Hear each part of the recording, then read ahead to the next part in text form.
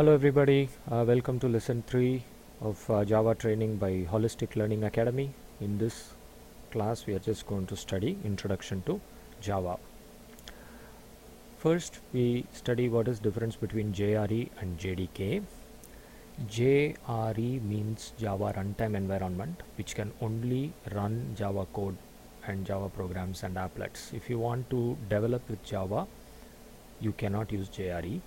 But JDK is Java Development Kit, which of course includes the JRE, but along with that it also helps developers with compilers, APIs and lot more programs that we can use.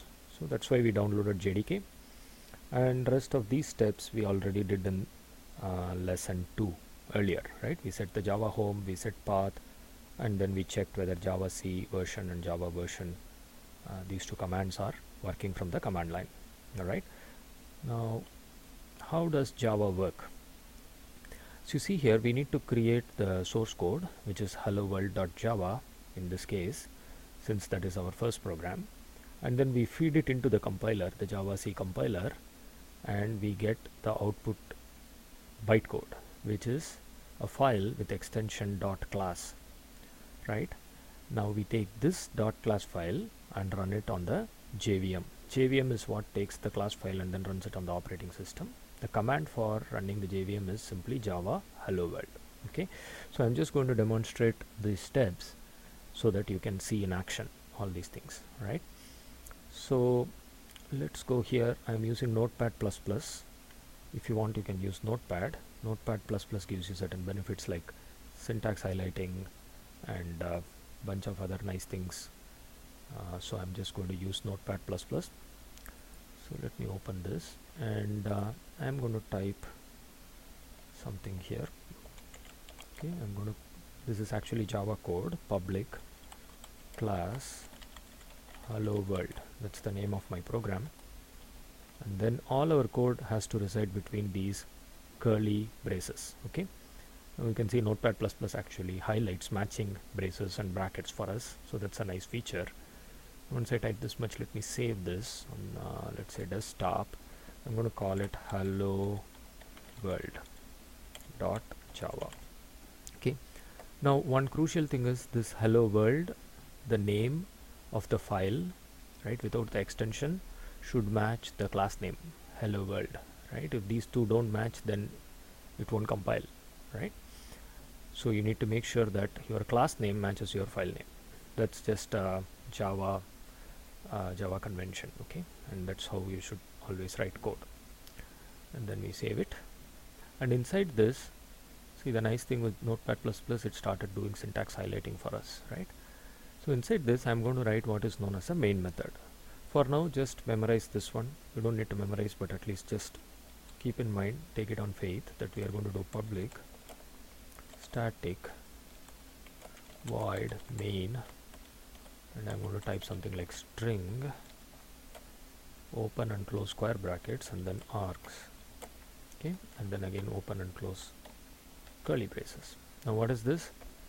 We'll see in subsequent lectures what public means, what static means, what is void, and main is simply the name of a method.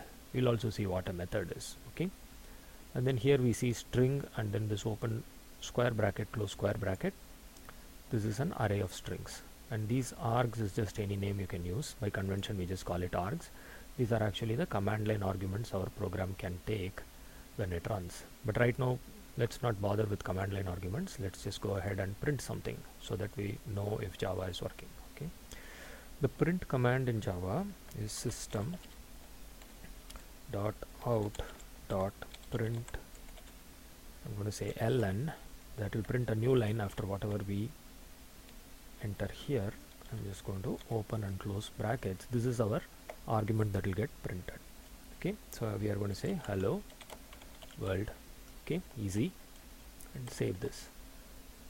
Now system.out.println, what it does is it prints whatever we have put inside this double quotes, and then it prints a new line so that it goes to the next line. If we didn't have this, well, we'll see what happens if we don't have that. Okay, so let's just save this one first and then go to our Let me just close this one and open a new one. So I am just opening up a terminal. I'm going to say cd desktop, and then I just do a dir. So here we see hello world dot java. All right, now let me clear this. Now we do java c hello world and tab, right? Tab is just going to complete for you. So java c hello world dot java, that is the first command we need to run to compile our code. Like we saw here, java c hello world dot java, that is the step I am doing here. Okay, so let me type enter. Oh, if nothing happens, it means actually good news in this stage. So I'm just going to say dir, let me see, hello star. Okay, so now you see, previously we had only hello world dot java, now we also have hello world dot class. So this file, the bytecode that we saw on the slide, is generated for us. I'm going to run this now on the JVM with use of java command. Just say java hello world. Okay, notice that I'm not going to say dot class. Okay, simply java hello world, only the name of the class, and enter. Great. So now we got hello world, which is precisely what we kept here. Now let's see what happens if I don't have the ln here. Simply I say system.out.print hello world. Okay, we come back here, I run java hello world. Oh, looks like nothing happened.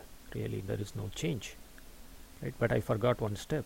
Whenever I change the source file, the .java file, I should recompile. So I did not recompile, so I'm going to recompile this. So again I say, let me just press up arrow and get the compile command, java c hello world dot java, and then I enter.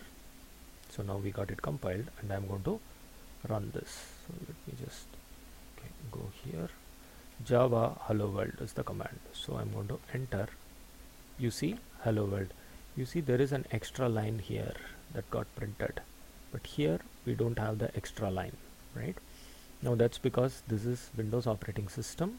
It actually automatically appends a line for you, but in general, if you try to run this on Unix operating system or anywhere else where there is not the new line before your command prompt, then this command prompt will be right here, right? So that's why you can use the ln, system.out.println.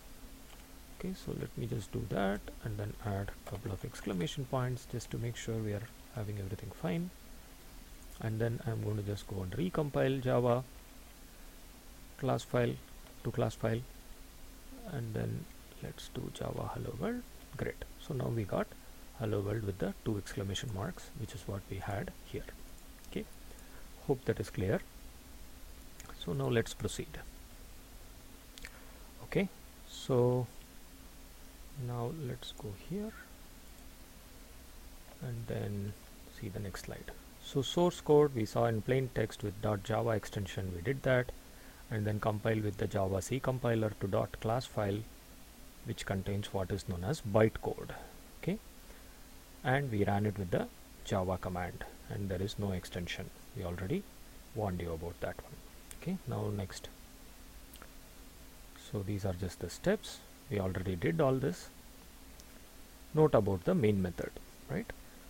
So what does this say? Classes need not have a main method, and there is at least one main method per Java application, right? Not every class file will typically have a main method, right? The reason being, classes work with each other and every application has only one launching point, that is the main method. We'll see shortly what this means. Okay, Q&A. Now this is a interview question that you may get. Are Java class files platform independent, right? Or in other words, the Java bytecode platform independent. What does this mean? Right, let's go a couple of steps behind and see what happens here. So here we said we got the source code, the .java file, we compiled it, and then we got the bytecode, right? Now the question that is asked is this bytecode platform independent, right? Or the .class file platform independent? What does that mean? That means if I write this hello-world.java in a Windows machine, I compiled it, and then I got a .class file and I sent it to you, and you are using a Mac. Alright, can you run this .class file on your JVM is the question that is being asked. Now if we think about it, we said in lecture 1 that Java is a write once run anywhere programming language, right? So should I send you the .java file, and should you recompile on your Mac and get the .class file and then run it on your JVM? Or if I send you the .class file, you can run it on your JVM? That is the question, right? Now the answer turns out to be, this is precisely what makes Java platform independent. You can take a class file and run it on any machine that supports JVM. Okay, let's see the answer here.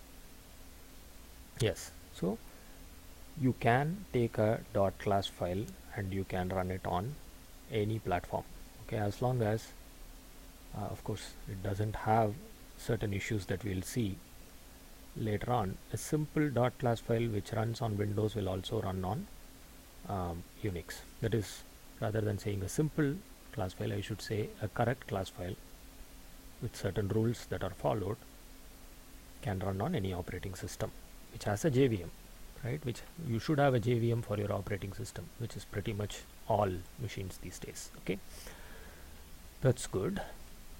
Now this is another trick question. The JVM itself, is it platform independent, right? Think about it. Now we have the .class file which is the same across all operating systems, but then we know that operating system, the machine, how it runs is going to be different. So somebody has to read the same class file across different systems and run it on their respective operating systems. So is JVM going to be platform independent? Which means if I have a Windows JVM, can I give it to you and can you run it on your Mac or Linux computer? Most likely answer is going to be no. So let's see. No. So the JVM depends on the operating system, like we just discussed, right? JVM takes the platform independent class file, right, and then it runs on the operating system. Alright, so let's proceed. So those two are very important interview questions. If you are looking for good interview questions to even ask, and you are the interviewer, you could ask these questions. JVM is not platform independent, but class files are platform independent. Alright, next study Java variable types. What kind of variables we have? Okay, we have what are known as primitive variables. Let's see what are primitives. And in primitives, for whole numbers, there are 4 types that Java itself provide. What is known as byte, short, int and long. Now we'll see the ranges for these whole numbers. Whole numbers meaning, mathematical definition would be they belong to integers, right? The next one is float and double. These are numbers with decimal points, right? Fractions and stuff like that, you need to use either float or double. And then we have char, C-H-A-R or char. These are Unicode characters, which means they also support, other than ASCII, they also support more characters. Okay, and then we have Boolean, which is either true or false. And in Java you need to use Boolean. There is no, like if you are used to other programming languages, you may be able to do if x, right, where x is not a Boolean variable, x is an int, and if that int is greater than 0, you can use if x. But in Java you always need to use Booleans in if statements. Next type of variables, so primitives we just saw. Primitives are provided by Java for us. Okay, the next one is objects. And does Java provide any objects? Let's see. String is the most commonly used object, even though string As you start programming in Java, you will come to think of string almost as a primitive, but you should always keep in mind that strings are objects. So there are only 8 primitive types in Java. These 8: byte, short, int, long, float, double, char and boolean. String is an object. Okay. And then there are arrays, they are also objects. List, we'll study these, etc. What is etc.? Etc. is mostly what we are going to write. As a matter of fact, what we wrote just now, the hello world.java, that is also technically an object. It can behave as an object also, but right now let's not bother with it. So let's study primitives in bit more detail now.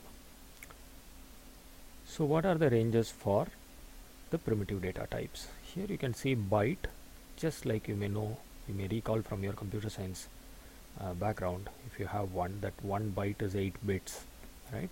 So that's what it is. And in Java, all variables are unsigned. That means there is no signed type.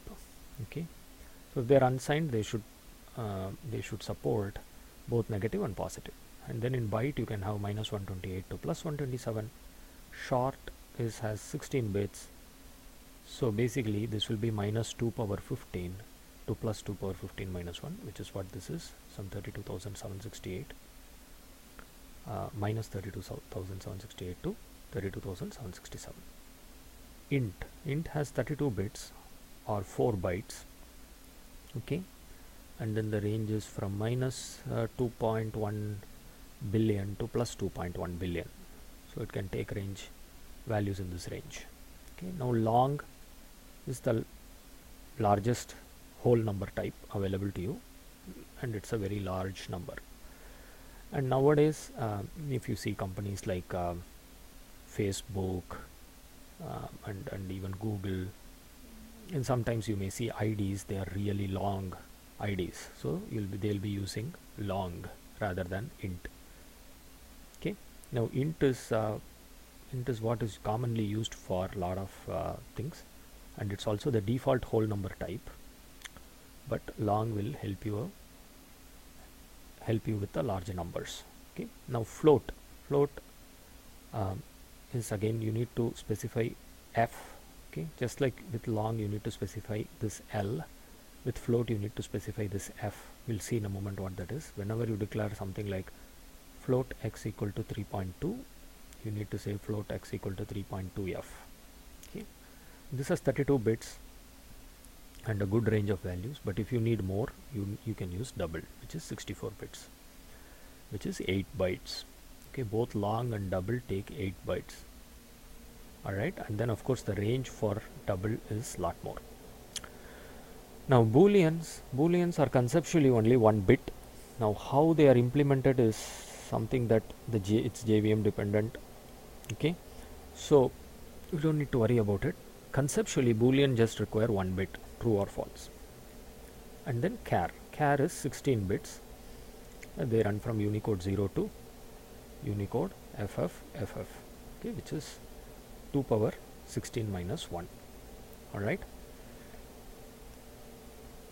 now bare whole numbers are int. So whenever we just say in our Java code some number we use just bare whole number, it will always be int. And if we want, we should use L suffix for long. And bare numbers with decimal points are always double, right? So you should use F suffix for float.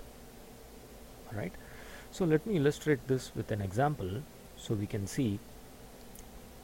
So I'm going to open up Eclipse, and inside Eclipse we are going to see how to create a new project. Okay, so you can open up your Eclipse from your taskbar. We already saw how to set up Eclipse. I'm going to just open a new project, new. So you go here, what is known as Project Explorer. I am in the Java EE. If you want to search, you can just go to Open Perspective, just open Java EE, which is the default, and then say OK. Alright, and here I'm going to just say new and then project, and in new project I'm just going to take initially just a Java project. So we are going to select a Java project and then say next, will ask you for a project name, and the name that I am going to use is, let's say, lesson 3. Okay, we are on lesson 3, so I'm just using lesson 3, and then say finish. Right, so this is associated with Java perspective. Since I'm using Java EE, it says it will open the Java perspective. That's okay. So yes. So let's see here. So let me double click here. Oh wow, so my Java perspective was messed up, so I had to go and do this. So I went to window, and then I had to do a reset perspective, and then it set it to defaults. For some reason it was messed up. So I have a couple of other things here. The main thing is we got our project here, lesson 3. Alright, so let's click on this and see there is an src folder. Right now src folder is where we are going to keep all our Java files. Now what is this? Let's click on this. So we see here it's taking all the Java SE 1.8. All these jar files, they all come from, in my case they are coming from JRE, and I am going to change it to JDK, which I just did right now. Let me show you how I did that. So I just went here. In case you also have the same problem, you could just go here, click on build path. So I just right clicked here and then build path, and then say configure build path. You go to libraries and then click on JRE system library, and then you just edit it, and then it says execution environment. It was saying JRE before, so I just clicked on environments, and it said Java SE8, and once I clicked on this, I saw that this option was clicked before, so I just chose JDK 1.8. okay, and then you finish this, and then I said okay. So now I got all the JDK libraries loaded. Great. Now let's begin writing some code here.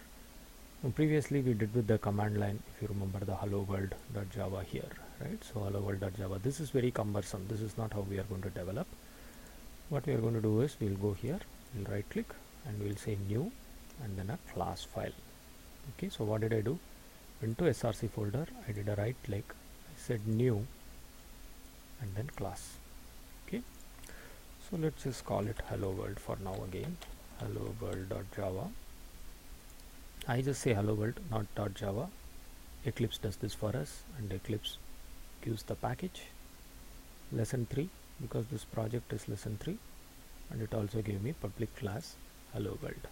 Okay, now previously we were typing all the public, static, void, main and all that. Inside Eclipse you have nice autocomplete features, so I'm just going to type main and then control space. See here it says main method, public, static, void, main, string args. That's it. I double click, and then I got it, right? And when you do Control Shift F, it will format the code. Okay, so and then I save it, Control S. Okay, so let me just illustrate that again in case you didn't catch it. So I just delete this, I go here, I type main and then control space, this main method, and then public, static, void, main. I choose this, and it gave me, and then I press Control Shift F to format. Okay, and then previously, if you remember, you were printing system.out.println. Instead you just say sysout or sysout and then control space. It automatically makes it to system.out.println, and you can also see these nice placeholders Eclipse is keeping for us. So you can just start typing hello world, and then if I press tab, it will go to the next placeholder, and one more tab, next placeholder, and so on. If I press escape, I can get out of it. Simple, right? So I just save this, right, and then right click, run as Java application. So in the console it just gave you hello world, right? This is very easy. Okay, so we just redid whatever we did in command line inside Eclipse, and our life is much easier, and you don't need to do a compilation yourself. Eclipse takes care of compiling the code for you as you type. Okay, so now let me remove this part. Okay, and then we'll see the primitives that we have been talking about. So I'm going to declare a byte variable initially, byte byte. It's a primitive variable. I'm going to call it b and say this is equal to 1. Okay, so all I have done is I have declared a byte variable which is primitive type. We were seeing here, right, byte type, and it can take values from -128 to +127. So I have just given a value of 1. If you want, you can print this out, control space. Here I'm going to say b equal to, now b equal to, this is going to be printed as is. This b does not mean this b, right? This b is within these double quotes, which means it's part of a string.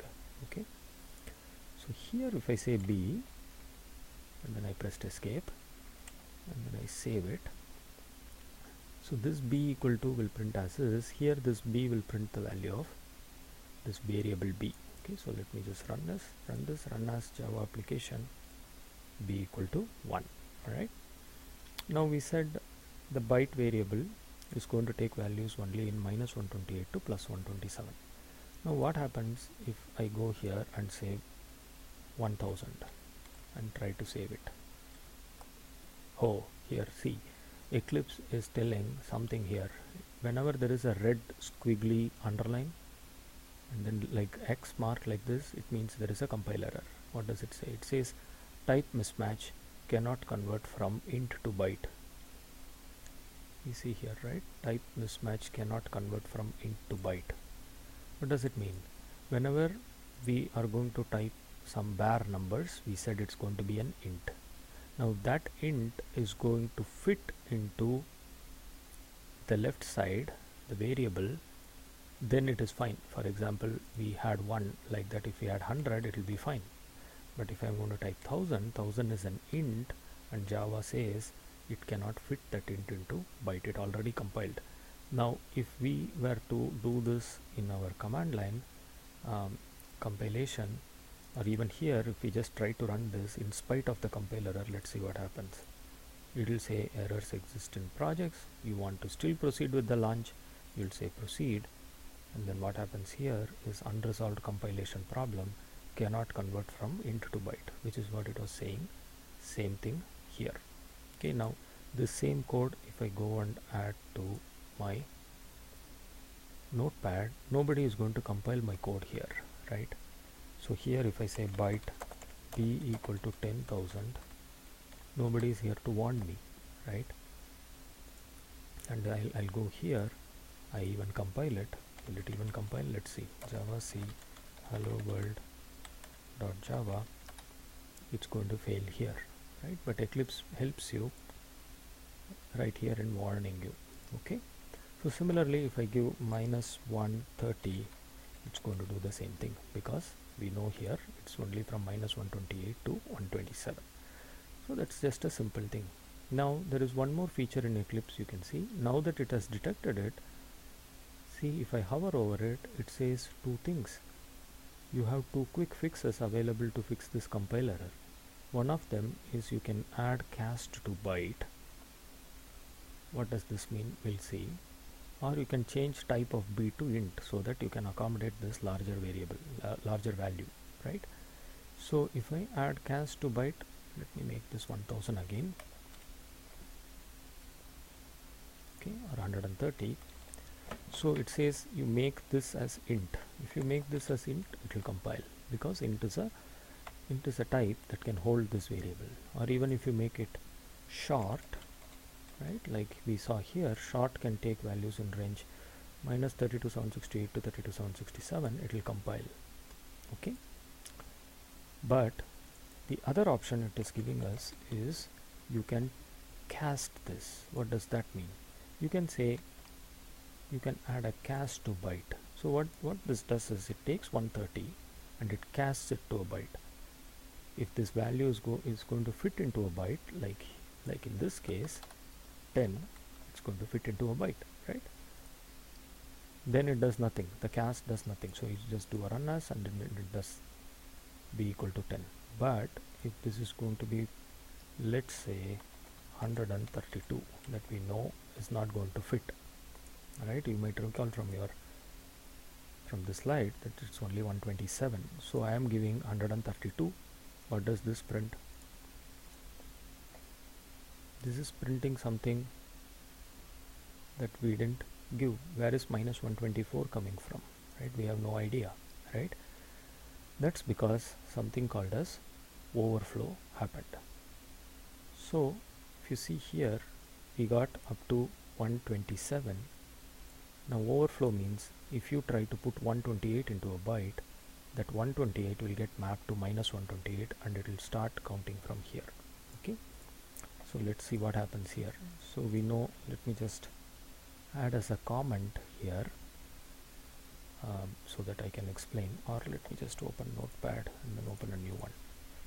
So 127 is okay, right? In a byte b equal to 127, this one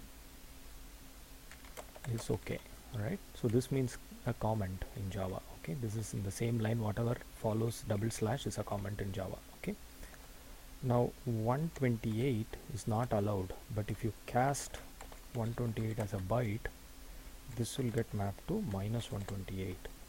Okay, similarly 129 will become minus 127, right?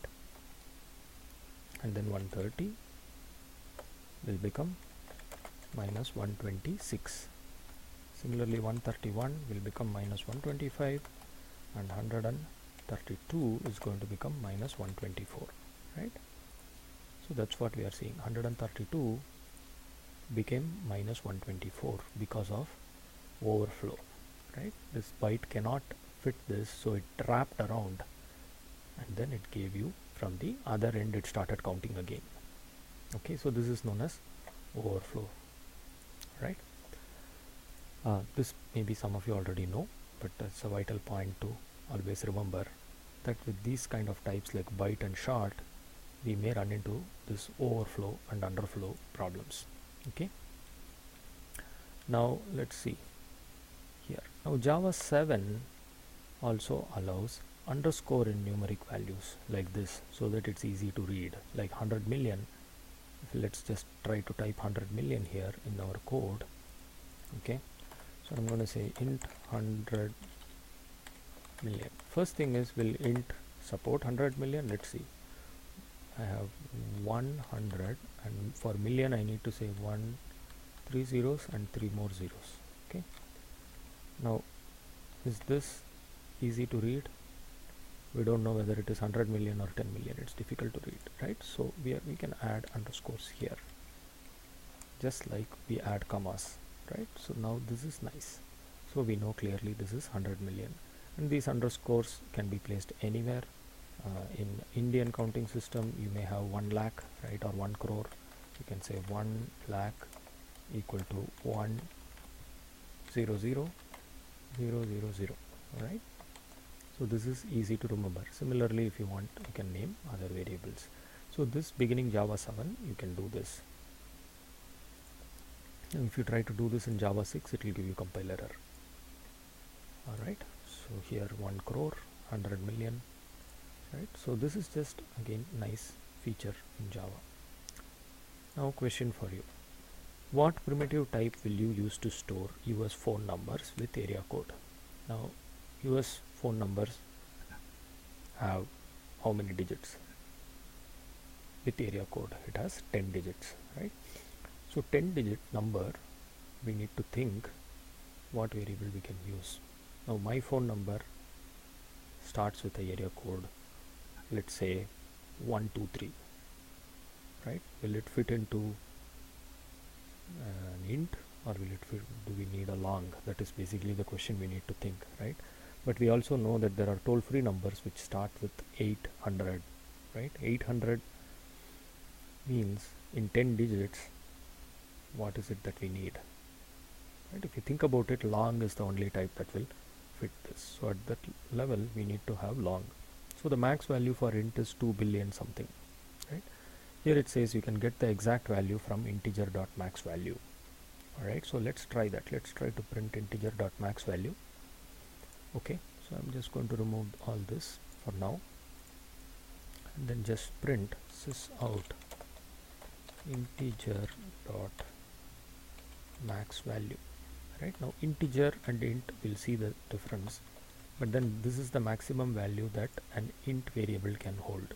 Okay, I'm going to run as Java application, and it says this. Okay, so if you see here 3647 214, so 800 numbers are not going to fit, right? So you need to use a long variable. Okay, so that's the point there. And then we already saw the typecast. I just demonstrated to you, right? So here we say short s equal to 45, int I equal to s. This works fine, but then we just saw that this is not going to work fine. Type mismatch we saw this already, right? Then what all operators are available in Java? Just if you come from any other programming language background, you know that addition, subtraction, multiplication, division, and remainder operators are available. But then in Java, remainder operator is a little bit different. For example, if you need to write a method to test if a number is an odd number, okay, so you are going to use the remainder operator. Don't worry about these things, but then all you are going to do is something like this, right? The number, some number is given to you and you want to test. So let's not even go with a method. Let's just say we are given some number, int, let's say x equal to 14, something like this. Okay, so we want to test whether this is odd number or not. So what will we do? We'll say int remainder, right, is equal to x percentage 2. So this will divide this number by 2 and give you the remainder, right?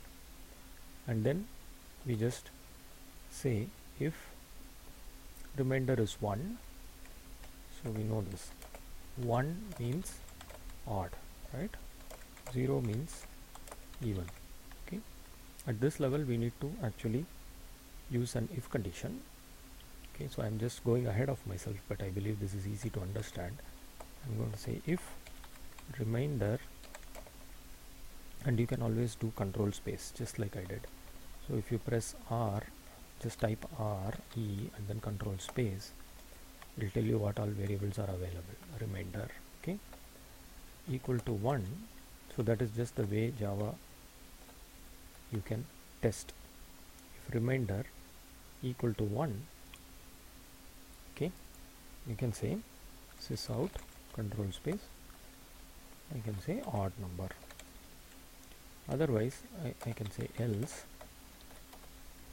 copy this, paste it here, I can say even.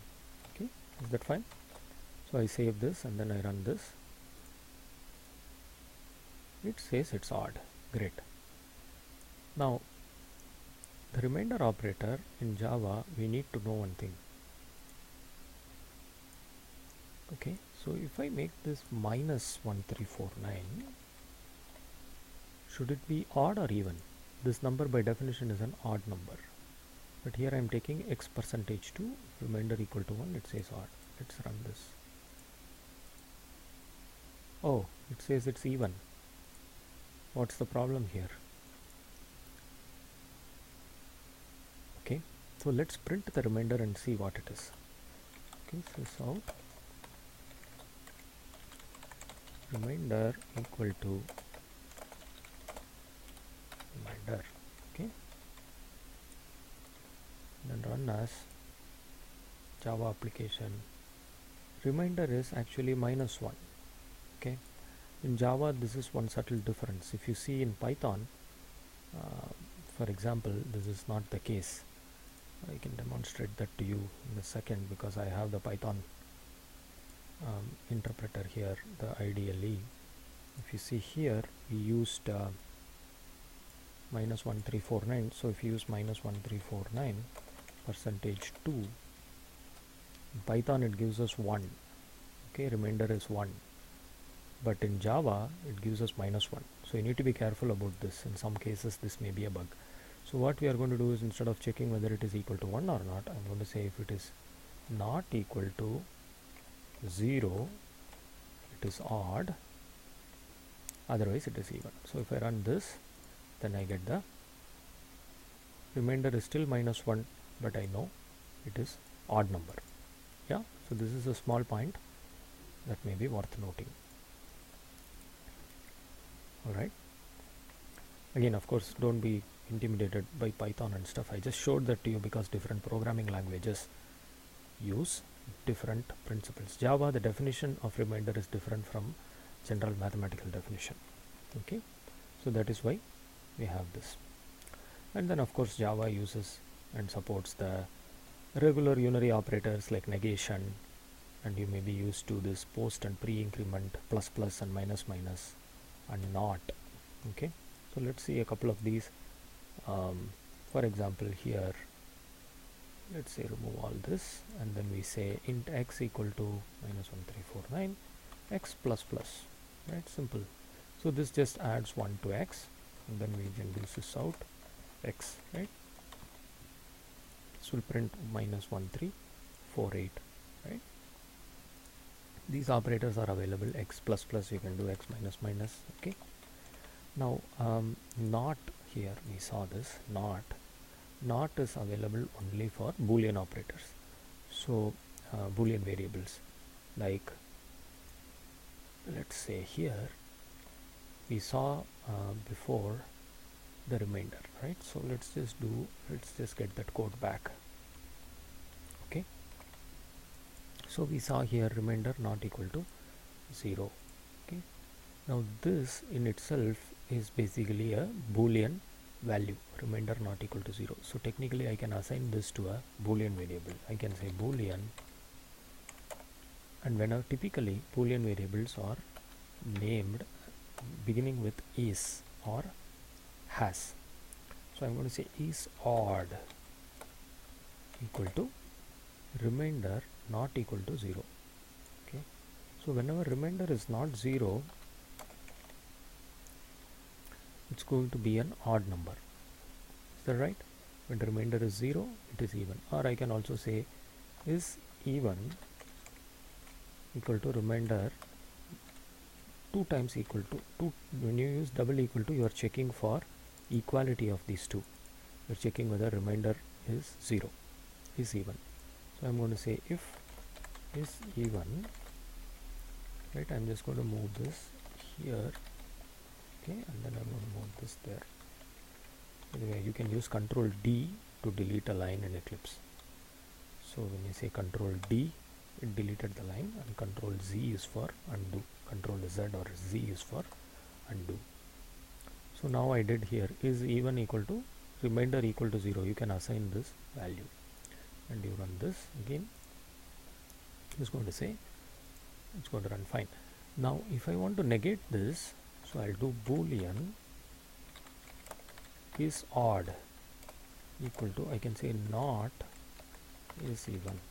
Okay, so that's just another way of saying remainder not equal to 0. You can also use not is even.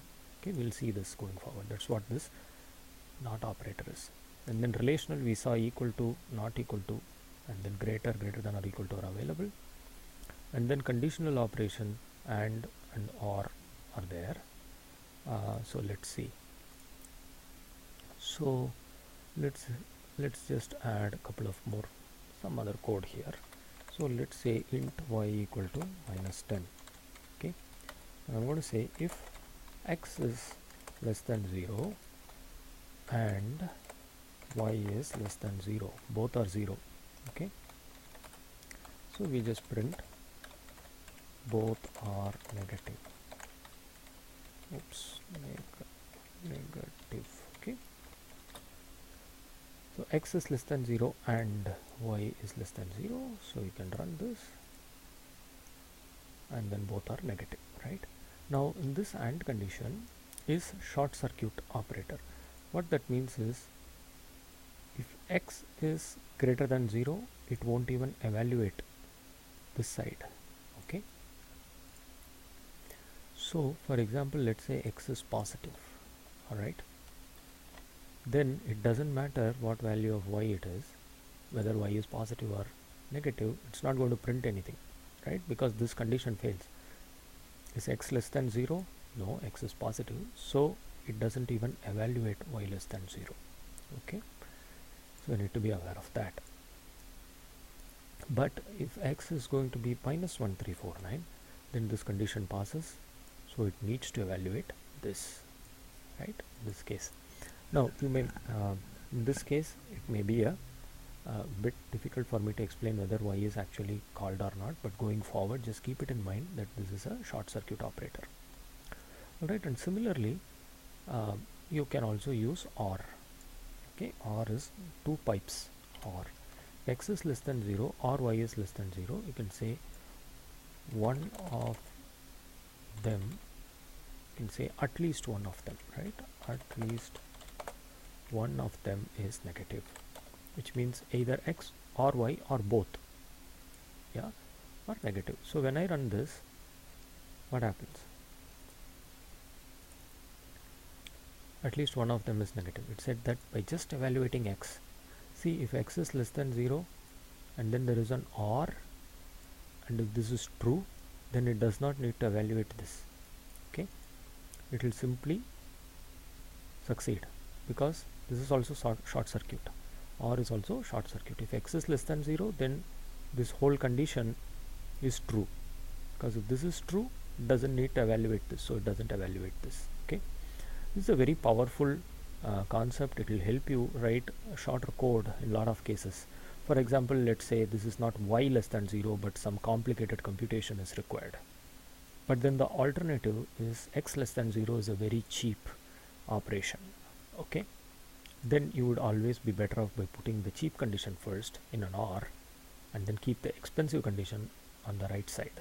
Okay, so this way you can save complex computations, and then your code need not be very verbose. Okay, it can just be very short like this. Okay, so that's why these are called short circuit operators. And then there are bitwise operators that are rarely used, like left shift, right shift and all that in advanced programming. Only company that I am aware of that tests you on bitwise operators is Google. Google interviews may have this, but these are not typically used in web applications and other things. So if you are interested in them, you can just look them up online and go through them, but we won't be coming across these again. I am just mentioning this here just for the sake of completeness. Okay, with that actually I think we can stop here for lesson 3 to keep this recording a bit short. I'll be covering rest of primitives and control operators in lesson 4. Alright, so see you in lesson 4. Bye bye.